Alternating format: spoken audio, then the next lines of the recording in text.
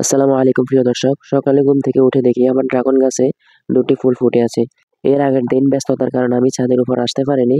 তাই আমি জানতামই না যে আমার গাছে ড্রাগন ফুল ফুটবে। আজ সকালে উঠে দেখি ২ টা ড্রাগন ফুল ফুটে আছে। যেহেতু আমি রাত্রে এই ফুলগুলোর পরাগায়ন করতে পারি নাই, তাই আজকে সকালে করে দিয়েছি। গাছে এখন বড়, বড় ৫ টি ফুল আছে। এর মধ্য থেকে ২ টি ফুল ফুটেছে আর ৩ টি ফুল রয়ে গেছে। আর যে ছোট, ছোট কুশিগুলো বের হয়েছিল সেগুলো অতিরিক্ত রোদ এবং পিঁপড়ার কারণে মরে যাচ্ছে প্রায়।